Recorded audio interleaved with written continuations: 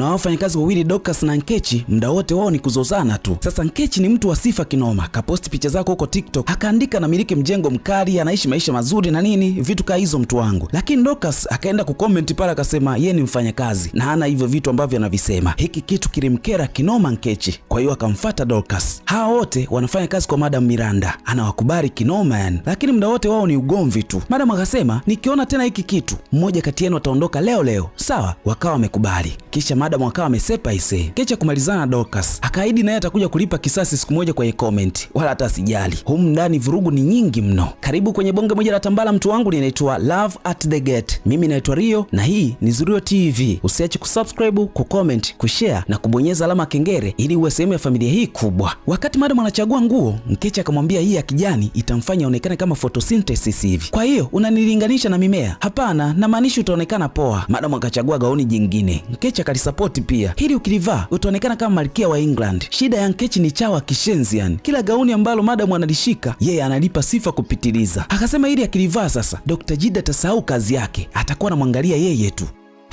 Madam akasema Dr. Jide anakuja kwa ajili ya majukumu yake tu ya kawaida na si kingine. Kila gauni ambalo Madam analishika, Nkechi analisifia. Jekundu akasema akilivaa tu atang'ara kama simba. Madam ikabidi amfukuze sasa, maana sifa zimezidi. Anashindwa achague lipi akiwa na Nkechi, maana yote yanaonekana mazuri kwake. Madam ameagiza chakula kiandaliwe kwa ajili ya Dr. Jide. Kwa sababu chakula kilikuwa ni kingi, Dorcas akauliza, tofauti na Dr. Jide, kuna mtu mwingine anakuja? Hapana, ni dokta tu, anakuja kwa ajili ya uchunguzi wa kawaida. Dorcas akashangaa kinoma, ndo tuandae vyote hivi? Madam alikuwa anafanya maandalizi kama anakuja mpenzi wake hivi, kumbe alikuwa anakuja daktari wake tu. Hawa anampenda huyo Dorcas akasema hii sio kawaida, itakuwa anampenda Dr. Jide, lakini anaficha tu. Kechi akasema kweli, maana dokta akija hapa anabadilika kabisa. Umbeo kaendelea kupigwa hapa. Wakajiuliza hadi hivi sasa dokta hajaoa? Inawezekana, maana havai pete. Toka hapa, nani anavaa pete hii Nigeria kwa sasa? Sasa Dorcas na Nkechi ikabidi wamtafute Dr. Jide mtandaoni ili wamjue vizuri, lakini hawakufanikiwa kumpata. Sasa wanachoshangaa ni kwamba Madam hana mume wala mtoto sasa hivi, ana nyumba na mali tu. Hata akifa leo hakuna mtu ambaye atakuja kuirithi hii nyumba wala mali ambazo yuko nazo. Kechi akasema kama yeye angekuwa na pesa kama hizi, sasa hivi angekuwa ameshaondoka Nigeria na hajarudi tena. Mtu anakuaje na pesa, hana mume, hana mke wala mtoto?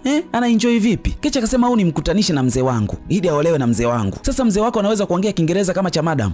Au anataka msumbue tu? Yule mzee hana pesa tu, lakini upande wa pili anapeleka moto huyo. Kechi anamsifia baba yake vibaya mno. Huyu ni Dr. Jide. Alipofika getini akapiga honi sana ise. Mlinzi alikuwa ameupiga mwingi huku naambiwa hasikii chochote. Alipiga honi sana Dr. Jide, lakini mlinzi ameuchapa tu, anakoroma vibaya mno. Ikabidi Dr. Jide ampigie simu Madam Miranda, akamwambia amekaa sana getini kama nusu saa hivi anasubiri kufunguliwa, lakini hadi sasa hivi hajafunguliwa. Madam akasema anakuja sio muda sana. Alipotoka tu akamkuta Julius amelala na koroma vibaya mno, amesahau kabisa kama yupo kazini. Madam ikabidi awaite askari wake watiifu wamletee maji, alikuwa na shida nayo. Madam alipomwagia maji mlinzi akashtuka kinoma, akakimbilia panga na hisi kuna wezi wameingia hapa, kafungue geti huko. Chapo mchizi akaenda kufungua geti, hakuwa na muda wa kupoteza. Dokta akampa sifa kibao Miranda kabla ya vipimo, kisha vipimo vikafuata hapa. Alipima kila kitu, lakini akakuta kila kitu kipo vizuri kwa Madam. Kwa hiyo nipo vizuri Ndiyo, lakini unapaswa upumzike tu, utumie dawa zako kwa wakati, lakini pia upunguze mawazo. Madam akasema mawazo hayaepukiki humu ndani, maana watu wanampa mawazo muda wote, lakini unaweza kupunguza kama unataka. Dokta alipotaka kuondoka, Madam akamzuia, akamwambia wapate lunch kidogo kabla hajaondoka. Dokta akasema ana wagonjwa wengi anaenda kuwahudumia. Miranda akakaza kinoma.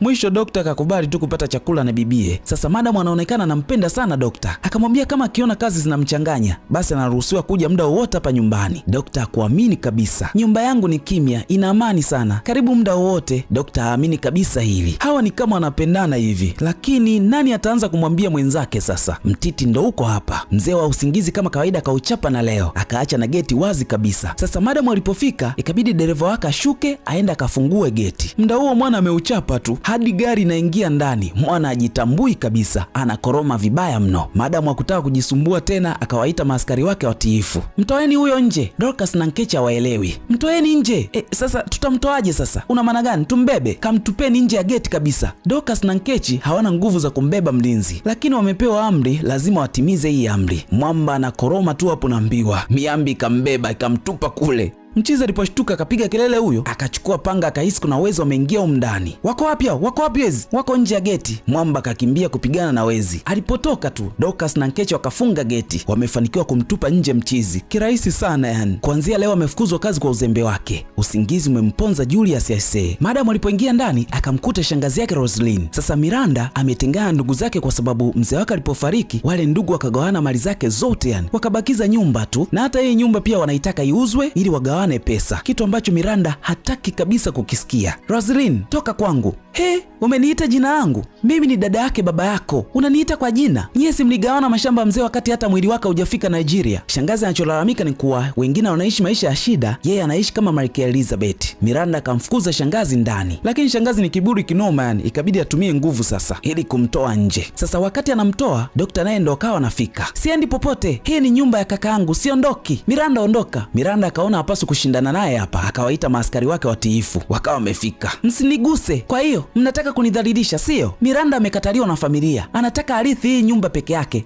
huyo ni mtu mzuri sasa? Nkechi akasema, unajua haipendezi sisi kukutoa hapa unajua we ni mtu mzima, labda tukusindikize tu. Kweli kabisa, tutaonekana hatujafunzwa nyumbani kwetu. Mnasubiri nini? Mtoeni. Roslyn akawa amegoma aondoki. Askari wakamwondoa kwa nguvu. Sasa kwa amani si amekataa. Daktari alikuwa anashangaa tu kinachoendelea hapa, haelewi yani. Nkechi na Dorcas wakamtoa hadi nje ya geti, wakafunga kabisa na geti. Shangazi akapiga kelele huyo, lakini wapi. Dokta ikabidi aulize kwa nini amemfukuza shangazi yake hivyo. Miranda akasema, ndugu zangu wanapenda sana pesa, wanataka kuharibu kila kitu. Dokta akasema anapaswa awe mpole, anaweza kumpata ndugu yake mmoja ambaye atamsapoti na atakayekaa naye hapa. Madam akasema, nao Nkechi na Dorcas inatosha kabisa, japo ni wasumbufu sana. Nilikuja kukuona tu maana ulikuwa unalalamika unaumwa. Miranda akasema kwa sasa haumwi tena, ameshapona. Kisha akamkaribisha Dokta msosi hapa. Sasa kuna huyu mshikaji anaitwa Kennedy, kuna kitu anakitafuta lakini bado hajakipata. Sasa akawa amepita kwenye geti moja hivi, akakuta kuna tangazo la ajira la ulinzi. Akafikiria pale, mwisho akaamua achukue tu hiyo fursa. Nkechi alipofungua geti akashangaa kishenzi kumuona huyu mchizi hapa. Umeambiwa kuna msichana mzuri anaishi hapa Ndo mimi hapa. Hapana, nimekuja kwa ajili ya hii kazi hii ya ulinzi. Nkechi akamwona Kennedy kama haendani kabisa na kazi ya ulinzi, anamwona kama fashionista hivi au mtu ambaye anapaswa kae ofisini tu, lakini akawa hana namna, ikabidi amkaribishe ndani. Nkechi akaleta taarifa kwa madam kuwa wamempata mtu ambaye amekuja kwa ajili ya nafasi ya ulinzi. Anafaa? Ndiyo mama, anafaa kabisa. Madam akaagiza aletwe ndani. Kenny alipoingia ndani akaiona picha ya madam ukutani, akaishangaa kinoma yani, ni kama mtu ambaye anamjua hivi. Aliitazama kwa muda mrefu sana. Nkechi akasema atafanya kila kitu ili afaulu interview na mwisho wa siku aje kufanya kazi hapa. Madam akaja kukutana na Kenny hapa. Kwanza akamwagiza Nkechi, akamwambia Dorcas amletee kahawa. Nkechi amependa vibaya huyo, noma sana mtu wangu. Haya, niambia kuhusu wewe. Naitwa Kenneth Agumpa, nina OND ya masuala ya benki pamoja na fedha. Naishi na mzee wangu lakini mama shafariki. Nina uzoefu na hii kazi maana nishawahi kufanya kazi ya ulinzi kabla kwenye mgahawa. Dorcas alipokuja akamwona Kenny akapagawa kishenzi yani. Madam haelewi yanayoendelea hapa, hawa watoto wake kwa nini wanapagawa hivi. Dorcas naye kapenda hadi kapenda tena. Madam ikabidi amfukuze. Una vyeti? Mchizi akasema hapana, alikuja kwa ajili ya kufanya kazi ya ufundi tu kwa rafiki yake mmoja hivi, ndo akaona tangazo la ajira hapa, kwa hiyo ikabidi aje, lakini kama vinahitajika vyeti atakuja navyo siku nyingine. Madam akamwagiza aache namba ili akikidhi vigezo tu watampigia. Mwamba akaandika namba yake pale na nini. Mwisho madam akamuita Nkechi pamoja na Dorcas. Walipofika akamwambia msindikizeni huyo, acha waanze kugombana nani anapaswa msindikize mchizi. Madam akamtaka Dorcas amsindikize mchizi. Basi Nkechi alimaindi huyo, basi nikafungue geti. Madam hakutaka kabisa afanye chochote, akamwagiza Nkechi aingie ndani, hataki hata aende getini. Sasa Kenny anaishi na mzee wake anaitwa Mr. Gumpa, wanaishi maisha ya upendo sana kama familia, lakini kuna kitu ambacho Kennedy huwa anakitafuta kila siku na mzee lazima amuulizie kama amekipata pindi ambapo akirudi nyumbani, lakini mpaka sasa bado mchizi hajafanikiwa kukipata, anaendelea kutafuta. Huku Dorcas leo amekuja na mwana mwingine anataka kazi ya ulinzi, lakini kuna harufu ikawa inatoka hapa. Madam akawa anaihisi, lakini Dorcas haihisi kabisa. Dorcas akamnusa mchizi, akakuta harufu konki kinoma yani. Unaleta mtu ananuka kama mzoga sebuleni kwangu. Madam usikasirike, sikujua kama ananuka kama nguruwe, msinifanyie hivyo. Nyamaza, unanuka kama mbuzi aliyeoza. Mchizi akatolewa nje. Kuanzia hapa kashafeli interview tayari. Nkechi akaikuta hii harufu hapa, akasema yule wa jana alikuwa hanuki hivi, alikuwa ananukia vizuri tu, huyu hapana ese, au ndo anataka kumwajiri. Madam akashindwa hadi kukaa sebuleni. Sasa Kenny akaleta CV zake tayari kabisa kwa ajili ya kazi. Madam alipoisoma ile CV pale pale mchizi akapata kazi, kwa hiyo kazi ataanza rasmi leo. Lakini kabla kabla ya kazi kuanza, madam akampa sheria zake. Akasema sheria ya kwanza, hautakiwi kukuta umelala, usilale wakati wa kazi. Sheria ya pili, geti langu halitakiwi kuwa wazi muda wote. Sawa. Sheria ya tatu, hakuna mgeni ambaye anaruhusiwa kuingia ndani wala kupiga naye story. Sawa. Kenny akapokea maelekezo. Nkechi akamletea nguo za kazi mchizi. Anaanza kazi hapa hapa leo. Lakini Nkechi anatamani sana kuwa na mchizi. Unaenda wapi? Nampeleka kabadili nguo. Simama hapo hapo. Miranda akamwagiza Dorcas ndo amsindikize mchizi. Nkechi anatamani kupasuka hapa. Anaona kama anaonewa hivi. Akawa anafanya kazi anazoagizwa kwa kujilazimisha tu. Ana kiburi huyo. Nkechi akaja kumpiga marufuku Dorcas asiwe na mazoea na mwanaume wake. Mimi ndio nimemleta hapa, ni wa kwangu yule. Kivipi ni wako? Acha waanze kubishana. Mchizi akawakuta wanataka kupigana kabisa. Walipomwona amevaa nguo za ulinzi, wakashangaa keshenzi yani. Mchizi amependeza kinoma hapa. Vita ikaanza kati ya Dorcas na Nkechi. Mchizi akaleta vita kubwa sana hapa ndani. Vita ikaanzia jikoni. Dorcas ameandaa chakula kwa ajili ya mchizi. Nkechi akamwambia sio Kenny wangu. Labda wewe ni kichaa. Unampelekea chakula, hiyo ni kazi yako. Yeyote anaweza kumpakulia mlinzi, sawa? Nkechi akasema yeye ndo mwenye hilo jukumu. Ugomvi mkubwa ukazuka hapa jikoni. Madam si akaukuta, akashangaa kinoma yani. Mnagombania chakula kama wanyama, kingemwagika chini, mngekila hapo hapo. Sawa Madam akashangaa, wanagombania nani anapeleka chakula kwa mlinzi kweli? Lakini akasema yoyote anaweza kumpelekea chakula Kenny.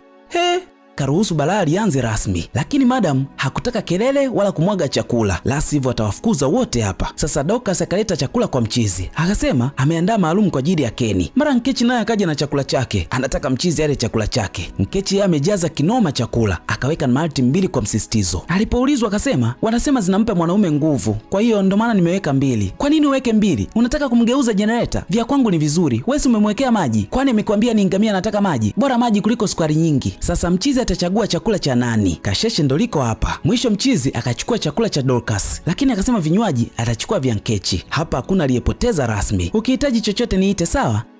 Ukihitaji malta nyingine nishtue msichana wako, niko hapa. Acha waanze kugombana tena hapa nje. Baada ya muda Nkechi akaja kuomba nguo za Kenny ili akazifue. Akasema anafua kuizidi hata mashine yenyewe. Dorcas akaja kuchana mkeka. Kuanzia lini? Dorcas akasema huyu ajui atakufua. Hata hizi nguo alizovaa sikumbuki mara mwisho akazifua lini. Kama nadanganya mnuse, kila mtu alikuwa anamkandia mwenzake hapa. Waliposikia madam anakuja, wakakimbia hao. Nkechi akawa anajifanya kama anapangusa mti hivi, eti anausafisha mti. Ushawahi kusafishwa kweli mti? Baadaye tena Nkechi akarudi amejilemba vibaya mno. Kapiga wigi, kapiga na makeup, akabadilisha hadi sauti ya kuongea. Noma sana mtu wangu. Nkechi akauliza, "Una mpenzi au mwanamke mkubwa ambaye uko kwenye mahusiano naye?" Mchizi akasema hana. Nkechi akafurahi kishenzi yani. Kwa hiyo kuna nafasi. Nafasi ya nini? Naweza kuwa rafiki yako wa karibu, tuwe tunapiga umbea pamoja, au mpenzi, au niwe mpenzi wa maisha yako tu. Mchizi akasema hapa yupo kwa ajili ya kazi tu, hataki mambo mengine kabisa. Dorcas sijui alikuwa anawasikia hapa, akacheka kishenzi yani. Sijawahi kuona haya mambo kabla. Kuna watu hawana aibu kabisa. Nkechi akawa amesepa. Mida ya usiku Dorcas akaja chumbani kwa mchizi. Akasema amekuja kumpa company tu, maana ni mgeni haya maeneo. Dorcas akasema hapa usiku kuna baridi sana, ndio maana nimekuja nikusaidie. Kenny akasema anataka kukaa peke yake hapa, maana amechoka sana. Acha Dorcas ajibinue hapa. Haamini kabisa kama mchizi anaweza kuiacha hii nyama iondoke hivi hivi bila kuibandua. Lakini ndio hivyo tena, mchizi ameamua iondoke tu. Sasa leo asubuhi kuna taarifa madam amezipata kutoka ofisini. Wakamwambia kuwa kuna pesa imetoka bila idhini yake. Ikabidi waanze kuchunguza, maana milioni 2.5 kutolewa bila ruhusa yake ni kosa kubwa sana. Kenny akasikia kila kitu ambacho madam alikuwa anaongea. Akasema anaweza kumsaidia kama ni mambo ya account. Mchizi akasema inawezekana kuna mtu anauchezea mfumo wake wa fedha. Kwa hiyo kwa sababu ana utaalamu sana wa haya mambo, ikabidi amsaidie madam kuangalia. Huku Nkechi na Dorcas walikuwa wanatazama kila kitu. Kenny alipotazama kwenye mfumo, akakuta kweli kuna mtu kaingia na ndiye anatoa hizo pesa bila kampuni kujua.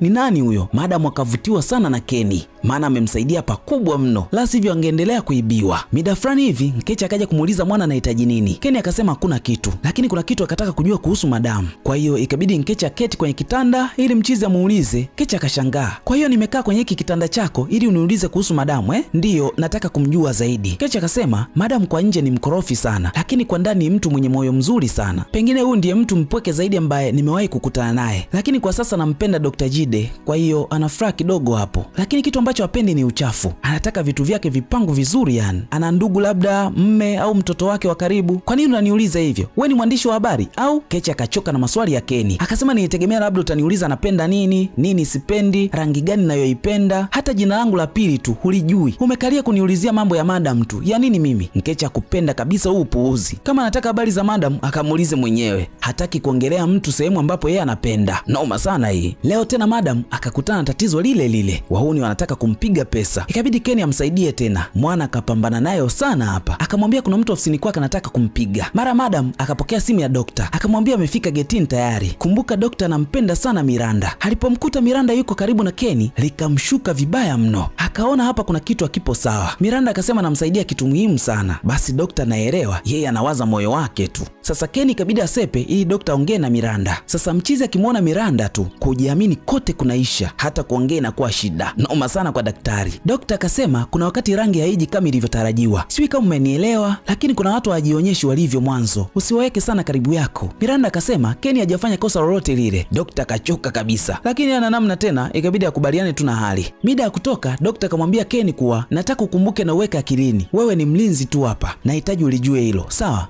Sasa wambea wakaja kuubonda huku. Mkecha akasema Kenny ameanza kumpenda madam na ameshaanza kuliona hilo. Dorcas akasema Mungu amekupa macho ya kuona, lakini huyatumii. Sio Kenny anayempenda madam, madam ndo anampenda Kenny. Unaongea nini wewe? Pesa zote alizonazo ampende mlinzi? Dorcas akasema wenye pesa wanataka vijana kama Kenny, ndio maana anamuita mara kwa mara chumbani kwake, sijui njoo nisaidie kompyuta, sijui nini. Ni uongo tu, anamtaka yule. Kwa hiyo madamu anataka kumla nyama mme wangu. Nani mme wako? Kechi acha asali hapa. Dorcas akasema ndio maana madam siku hizi hamzingatii tena Dr. Jide, anamwangalia Kenny tu. Kechi anaamini Kenny anamtaka madam ili achukue pesa zake, lakini anaamini mchizi anampenda Nkechi. Acha waanze kubishana kama kawaida yao hapa. Wakati wa msosi, madam akamwagiza Nkechi akamuite Kenny aje kula naye mezani. Kenny gani? Si yule mlinzi? Kechi akashangaa kinoma. Yaani mlinzi aje kula na bosi wake hapa? Lakini ana namna tena, akashapewa maelekezo. Nkechi akaja na wivu kinoma kwa mchizi. Anataka kujua nini kinaendelea kati yake na madam. Mchizi akasema hakuna kitu. Niambie nini kinaendelea hadi akuite mkale mezani pamoja. Mchizi akawa na majibu zaidi ya hapo. Akawa amesepa.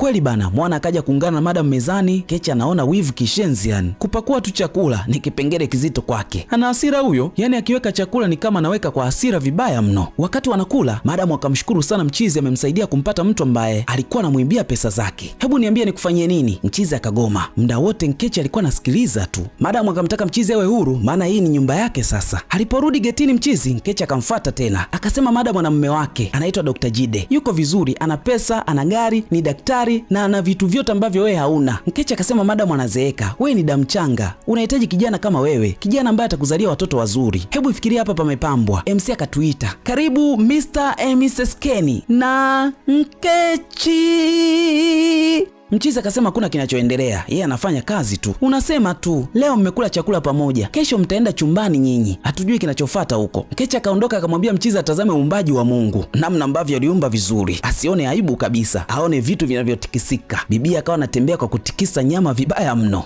Sasa dokta na hasira kinoma na Kenny. Anaona kabisa huyu ananiibia tunda langu, mshenzi kabisa huyu. Alipofika hapa hakutaka kabisa kuongea na mchizi, akawa amesepa. Sasa madam hakuwa na ratiba kuonana na dokta leo, lakini alipopewa taarifa kuwa yuko hapa, ikabidi ajiandae ili aende kuonana naye. Madam hajui kwa nini dokta amekuja asubuhi hivi hapa. Madam alipofika sebuleni, dokta akasema amekuja kumuona kama yupo sawa. Kuna kitu hakipo sawa? Akasema kila kitu kipo sawa, lakini nilikuja kukuona tu. Mwisho dokta akasema alikuwa na mawazo, mwili hauko vizuri, hajui nini kinamtesa hapa na nini. Lakini akakumbuka madam alimwambia akihisi kama na mawazo basi aje hapa nyumbani. Mchizi ndo amekuja, lakini dokta na mawazo tu ya madam, anamuwaza madam kinoma. Anahisi pengine Kenny itakuwa anamuibia kipenzi chake. Dokta hana ujanja mbele ya madam Miranda. Ikabidi madam awaagize Nkechi na Dorcas waandae chai hapa, lakini madam akamuulizia Dorcas kama amempelekea chai Kenny. Dorcas akasema hajapeleka. Madam akafoka sana. Dokta anaona miujiza tu hapa, anazidi kupaniki. Anachokifikiria inawezekana ni kweli wasiwasi ukawa mwingi mno. Sasa dokta wakati anatoka akawa mkari kishenzi kwa Kenny bila hata sababu ya msingi. Madam haelewi kinachoendelea. Unaajiri vipi mtu kama huyu? Alivyokaa tu kama anafanya maonyesho ya mavazi. Walinzi wanatakiwa kuwa na sura mbaya, sura kama mbwa, lakini huyu unawezaje? Madam akasema aliomba kazi na amekidhi vigezo, kwa hiyo ndo maana akapata hiyo kazi. Hapana, watu kama hawa wanapaswa wawe kwenye makampuni huko wanachezea kompyuta au wanafanya mambo ya fashion huko. Madam akacheka kishenzi yani. Nakwambia tena, huyu anaweza kuwa mtekaji au spy. Inatosha, unafikiria sana. Kenny anaheshima mno na anafanya vitu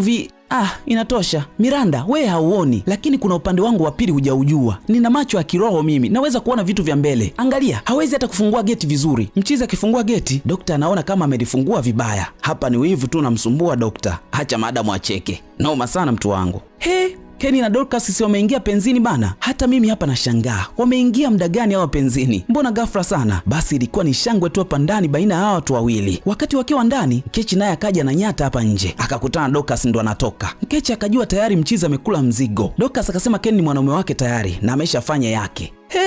Keni alipotoka, Kechi akasema anataka ambiwe ukweli. Alichokisikia kwa Dorcas sio ukweli. Keni akasema yupo tayari kuongelea huu upuuzi. Kwa hiyo umelichagua bakuli la supu ukaniacha mimi Ulitegemea nitakuchagua wewe? Kwa lipi? Nishakwambia una makelele. Wewe unatia mawazo tu muda wote. Dorcas kuna muda ni kichaa, lakini anajiheshimu. Wewe haujiheshimu kabisa. Mchizi akamkataa mazima Nkechi. Hataki kabisa mazoea naye. Kwa hiyo Dorcas ni mzuri kuliko mimi? Ndiyo, anakuzidi vitu vingi tu. Ni mzuri kuliko wewe. Nkechi akaishiwa pawa kabisa. Dorcas akaifuata mali yake hapa na nini, akawa amesepa nayo. Akamwacha Nkechi analia na galagala chini tu. Kumbe ilikuwa ni ndoto bana. Hata mimi nitaka nishangae. Hawa wameingiaje penzini kirahisi hivyo? Bibi alikuwa anajiotea zake tu mwenyewe. Aliposhtuka akasema atahakikisha hii ndoto inakuwa kweli. Dorcas akaja chumbani kwa Keni. Mchizi alipomwona alipiga kelele huyo, akamfukuza chumbani kwake. Mara Nkechi akaja na madam hapa. Kechi akasema kila siku usiku anakujaga huku. Madam akashangaa kinoma. Unafanya nini kwenye chumba cha Keni? Nimemletea chai anywe. Ila uongo, noma sana mtu wangu. Chai gani hiyo inamfanya mtu mzima apige kelele hivyo? Mchizi akasema yuko sawa na akataka siletewe chai tena usiku. Madam akawapiga marufuku asije chumbani kwa Keni tena, la sivyo atawafukuza kazi. Sasa madam leo akakutana na bahasha kitandani kwake. Alipoifungua akakutana na karatasi imeandikwa kuwa najua ulichokifanya miaka 24 iliyopita. Madam akashtuka. Alifanya nini? Na hii barua nani kaileta chumbani kwake? Ikabidi awaite wafanyakazi wake wote sebleni. Kila mtu alipomuuliza akawa anakana hajahusika. Sio Nkechi, sio Dorcas wala Keni. Yaani hakuna mtu aliyehusika. Sasa hii bahasha imefikaje? Madam ikabidi aisome kwa sauti sasa. Ninajua ulichokifanya miaka 24 nyuma. Asante Mungu, nimezaliwa miaka 22 iliyopita. Sijui kilichotokea miaka 24 iliyopita. Kwa hiyo mimi sihusiki hapo. Hata mimi pia na miaka 3 tu hapa Abuja. Kwa hiyo mimi sijui chochote. Kwa hiyo ni mzimwe. Madam akahisi hawa wafanyakazi wake wanafanya kazi na watu wa nje ili kumzunguka. Ikabidi awafukuze kazi wote. Nkechi na Dorcas waliomba sana ise, maana wanaitaka sana hii kazi. Madam hataki kuwaona wote watatu hapa ndani. Keni akasema ni yeye. Akasema yeye ndo ameiweka hiyo bahasha. Kwa nini umefanya hivi? Kama ulihitaji pesa, ungesema nikakupa. Keni akasema hataki pesa. Nani anakutuma kunizunguka? Keni akasema amefanya kwa sababu yeye ni mama yake. Kila mtu akashangaa hapa. Inawezekana vipi? Hizi taarifa ngeni. Mama akawafukuza Nkechi na Dorcas. Keni ndo akampa mkanda mzima ulivyokuwa hadi akafika hapa. Keni akasema alipokuwa na miaka 14, baba yake akasema hajamzaa yeye. Kwa hiyo akatumia miaka 10 kumtafuta mama yake wa damu. Alipambana sana hadi akapata anwani yake. Akatamani kuja kusema hapa na nini, lakini akahisi pengine angemkataa, lakini kwa sababu kulikuwa na nafasi ya kazi, akaona aitumie hiyo fursa sasa. Keni akasema kuja kutafuta kazi hapa. Alikuja kwa ajili ya mama yake tu, na lengo lake kubwa ilikuwa kumuuliza kwa nini alimtupa. Mama akasema miaka 24 iliyopita nilikuwa mdogo sana, nilikuwa mkorofi na ni mtundu mno. Sikumsikiliza mtu yoyote yule hadi nilipopata mimba nikiwa chuo. Kipindi hicho nilikuwa na miaka 18 tu. Wazazi wangu wakamficha kila mtu, hawakutaka mtu ajue kuhusu hili. Nilipojifungua wakaenda kukutupa huko. Hawakunisikiliza nini mimi nataka, lakini waliona wao ni sawa tu. Miaka kadhaa mbele walifariki kwa ajali ya ndege wakati wapo vacation. Nilipambana sana kukutafuta, lakini sikufanikiwa kukupata. Baadaye niliolewa, lakini nikashindwa kupata ujauzito kwa sababu nilikuwa na kansa ya kizazi. Wakatoa mfumo mzima wa uzazi. Walifanya hivyo ili kuokoa maisha yangu. Mume wangu akaniacha pale pale, ikabidi nirudi kwenye nyumba ya wazazi wangu tu, ndo hapa naishi. Mama akaomba sana msamaha kwa mtoto wake. Wakati wamekumbatiana, Dorcas akatokea bana. Akaona kila kitu hadharani. Hasira zikampanda dokta, akakiamsha pale bila hata kuuliza, akapiga sana unaambiwa. Lakini mwisho madam akasema Keni ni mwanangu. Dokta haamini kabisa. Ikabidi wampe na yeye ilikuwaje. Dokta ikabidi aombe msamaha tu hapa, maana amefanya kila kitu bila kujua. Dokta akasema mwanzo alikuwa anafikiria pengine anamtaka, lakini kwa sasa akili yake iko vizuri. Mwisho akaomba kama vipi waende wakafanya DNA test ili wajihakikishie kweli kama Keni ni mtoto wa Madam Miranda. Keni akakubali kufanya hivyo ili kila mtu awe na uhakika. Basi Keni ikabidi waache wazungumze wawili hapa. Dr. Jide likamfurahisha sana hili jambo. Mama akamwambia Keni kuwa anapaswa avue nguo za ulinzi, maana yeye sio mlinzi tena kuanzia sasa. Keni alipotoka tu, Dr. leo akajikaza kinoma, anataka kuongea yake ya moyoni. Anaona asije akaikosa hii ndege bure tu. Kumbe Miranda naye alikuwa anampenda Dr. bana. Vyuma vikaumana hapa mazee. Noma sana mtu wangu. Baada ya siku kadhaa kupita, Nkechi na Dorcas wakamfuata Keni. Wakasema wanafuraha sana kuona kuwa yeye ni mtoto wa madam na wanaona aibu maana walimfuata kumtongoza. Keni pia akaomba radhi kwa kila kitu ambacho walikifanya hapa. Mwisho akashukuru sana kwa kumjali muda wote ambao alikuwa hapa nyumbani. Mama akataka kuongea na mwanae yote ambayo amekutana nayo, lakini Keni akasema anapaswa kwanza kwenda kuongea na baba yake. Mama kahisi pengine mchizi ataondoka jumla hapa, lakini Keni akampa uhakika kuwa atarudi. Basi bana Keni akamletea taarifa mzee wake kuwa amekutana na mama yake. Basi mzee alifurahi kishenzi yani. Keni akasema chochote kitakachotokea, popote atakapoenda, lakini atabaki kuwa mzee wake tu, maana amemlea vyema. Na huo ndo kama mwisho wa tambala hili mtu wangu, linaitwa Love at the Gate. Mimi naitwa Rio na hii ni Zuro TV. usiache kusubscribe, kucomment, kushare na kubonyeza alama kengele ili uwe sehemu ya familia hii kubwa. Nikukumbushe tu kuwa Chuma cha Nyota kitakujia rasmi Januari 2, 2026 mtu wangu. Kama mkao wa kula kabisa. Huu mzigo wote utapatikana kwa YouTube channel ya Nyota Flix. Hebu kula kionjo hicho kwanza, lakini nakusihi tu kwamba nenda ka subscribe pale.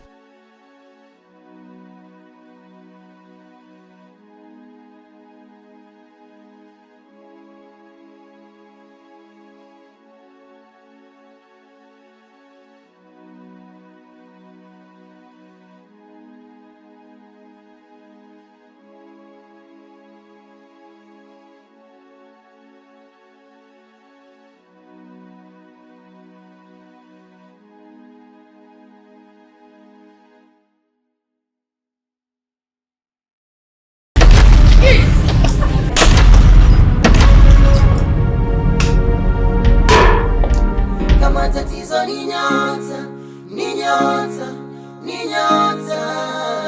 Huyu mwanamke unayemwona hapa alikuwa vizuri sana mwanzo, lakini haikuja kubadilika pale ambapo mimi na yeye tumemaliza kufunga ndoa. Halo kaka. Hivi kaka yako mwanaume wako? Hivi unajua unachosha wewe? Hivi mndani mnaishi vipi? Unanipanda kichwani? Mke wangu, kama unashindwa kuniheshimu mimi, basi mheshimu hata mgeni wangu. Unasemaje? Hicho ambacho nakiongea mimi nakifanya. Unajifanya kidume sio Chochote kile ambacho ninachokwambia ndio ufanye. Sawa? Una shida gani wewe? Badilika tabia yako. Mimi na wewe tumebaki wawili tu kwenye familia. Unataka mimi uniweka kwenye upande gani kwani? Wewe aliyekuajiri hapa ni nani? Ni mimi au wewe ambaye unasema ni kaka yako? Yaani maisha yangu jinsi ninavyoishi, mbona unapenda sana ile kuwaletea ng'anya kibao nini? Yaani unanikolomea mimi. Hivi unajua unachosha wewe? Sasa subiri nikuonyeshe.